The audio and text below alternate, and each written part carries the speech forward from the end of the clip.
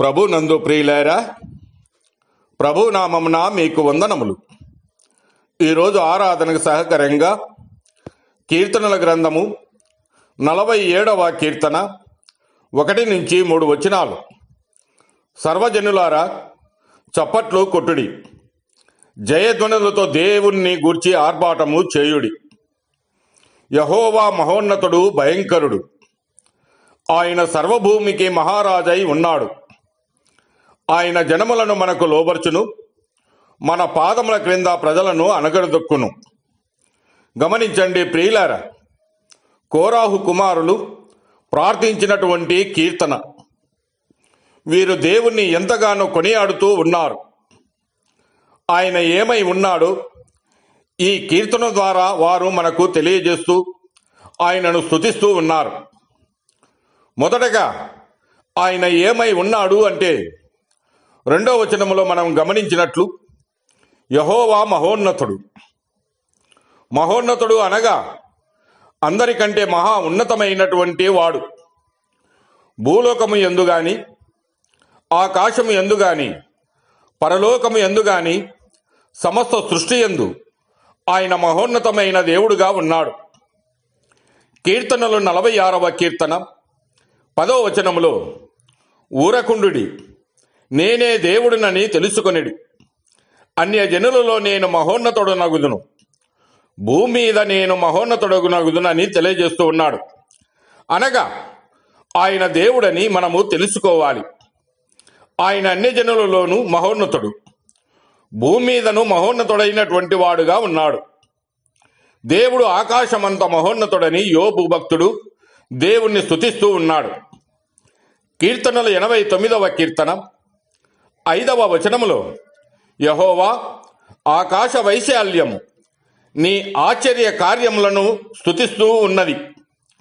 పరిశుద్ధ దూతలు సమాజములో నీ విశ్వాస్యతను బట్టి నీకు స్తుతులు కలుగుచున్నవని తెలియజేస్తూ ఉన్నాడు. అనగా మనము నమ్ముకున్న దేవుడు మహోన్నతమైన దేవుడుగా ఉన్నాడు. అలాగనే 2వది, ఆయన సర్వభూమికి మహారాజు. రాజు అనగా ప్రభువు పరిపాలించువాడు. ఈయన సర్వభూమిని పరిపాలించువాడుగా ఉన్నాడు. ఒక ప్రాంతమునో, ఒక రాష్ట్రమునో, లేక ఒక దేశమునో కాదు, సర్వ ప్రపంచమును, సర్వ మానవాళి సమస్తమును ఆయనే పరిపాలించువాడు. ఆయనే ప్రభువు, ఆయనే రాజు. కీర్తనలు 24వ కీర్తన 8వ వచనములో మహిమగల ఈ రాజు ఎవడు? బల శౌర్యములు గల యెహోవా, యుద్ధశూరుడైన యెహోవాయే అని సెలవిస్తూ ఉన్నాడు. అనగా మనము ఆరాధించే దేవుడు ఆయన మహిమ కలిగినటువంటి రాజు, బల శౌర్యములు కలిగిన రాజుగా ఉన్నాడు. కీర్తనలు 47వ కీర్తన 8వ వచనములో దేవుడు అన్యజనులకు రాజై ఉన్నాడు, దేవుడు తన పరిశుద్ధ సింహాసనం మీద ఆసీనుడై ఉన్నాడని తెలియజేస్తూ ఉన్నాడు. ఈయన అన్యజనులకు రాజుగా ఉన్నాడు, పరిశుద్ధమైన సింహాసనం మీద ఆసీనుడై ఉన్న రాజుగా ఉన్నట్లుగా మనము చూస్తూ ఉన్నాం. అనగా నిన్న నేడు ఎల్లప్పుడూ కూడా నిరంతరము ఆయన రాజుగా ఉన్నవాడుగా కనబడుతూ ఉన్నాడు. అనగా మనము నమ్ముకున్న దేవుడు సర్వమునకు రాజులకు రాజుగా ఉన్నాడు. అలాగనే 3వదిగా ఆయన మనకు స్వాస్థమైన దేవుడుగా ఉన్నాడు. 4వ వచనం గమనిస్తే తాను ప్రేమించిన యాకోబునకు మహాతిశయాస్పదముగా మన స్వాస్థ్యమును ఆయన మన కొరకు ఏర్పాటు చేసి ఉన్నాడని తెలియజేస్తూ ఉన్నాడు. గమనించండి ప్రియులారా, విశ్వాసికి నిజమైన స్వాస్థ్యము ప్రభు అయిన యేసు క్రీస్తే. ఆయన యందే సమస్తము సమకూర్చబడి ఉన్నది.